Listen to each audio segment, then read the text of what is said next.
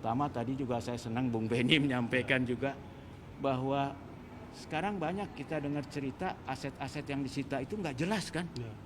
Bahkan ada yang mobil mewah dipakai oknum pejabat, ya. Atau uang yang tadinya kita lihat di belakang kita terus nggak jelas nasibnya gimana. Kita nggak tahu emas yang ada gimana nasibnya. Lalu kita lihat ada kebun sawit yang disita, kita nggak tahu bagaimana nasibnya. Perusahaan yang disita. Karena memang aparat penegak hukum seperti kepolisian, kejaksaan maupun pengadilan itu memang bukan keahliannya untuk mengelola aset yang beragam itu. Karena itu kita mengusulkan semuanya nih dari 3 yang diminta keterangan sebaiknya diberikan pada satu lembaga independen.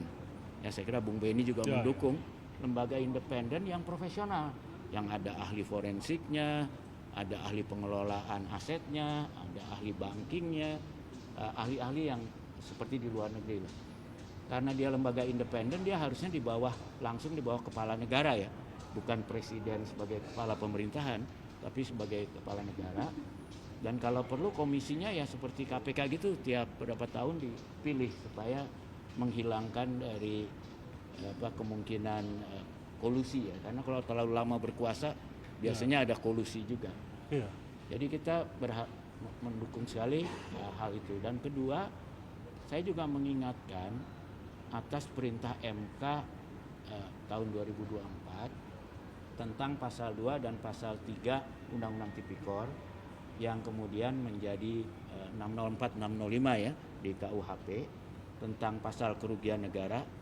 Itu setiap tahun itu kita itu diingatkan oleh PBB bahwa ada masalah dengan pasal kerugian negara ini karena terlalu longgar ya, sehingga kalaupun ada permintaan dari kita melalui kerjasama hukum dengan negara lain karena ada aset koruptor yang disimpan di luar negeri, kalau dasarnya pasal 2, pasal 3 atau 604, 605 KUHP ini kemungkinan besar dan sudah terjadi ditolak karena dianggap wah itu bermasalah pasal itu.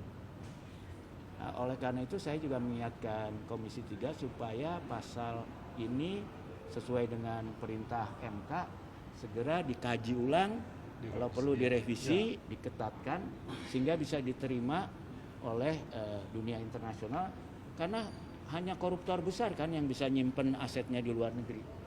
Justru kalaupun undang-undang ini lolos dengan segala draft yang sekarang, kalau tanpa revisi dari pasal 2 dan pasal 3 ini, dia tidak bisa merampas aset-aset besar di luar negeri.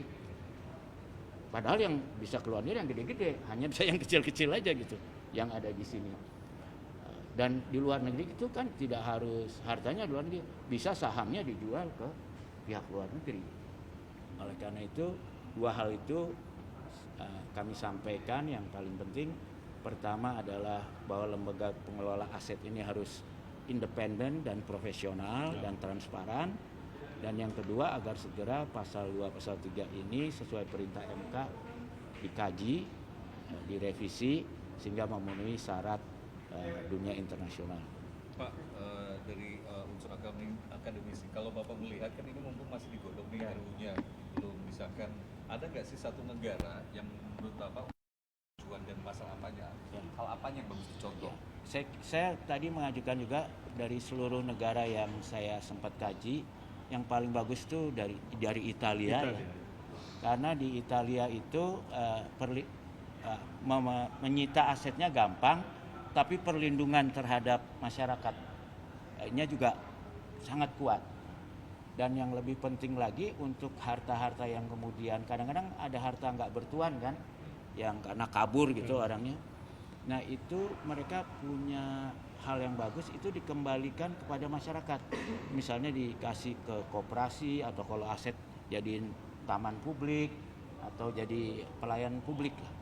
Nah menurut saya itu bagus sekali gitu. Mungkin kalau itu kalaupun misalnya ternyata keliru gitu ya, itu mungkin dia pikir ya udahlah itu sumbangan saya aja karena ini bukan dipakai oleh pejabat pemerintah tapi untuk jadi pelayanan publik. Dan yang kedua juga yaitu bagusnya adalah perlindungan nggak sembarangan gitu, dan ada ganti rugi. Jadi kalau ada orang yang asetnya disita keliru, ganti ruginya jelas gitu loh, nggak sekedar dibilang ya tunggu dan sebagainya. Nah, juga ini penting, misalnya tadi saya ngomong juga tentang dana syariah Indonesia. Itu katanya 6T kan, baru terkumpul asetnya mungkin 600 juta.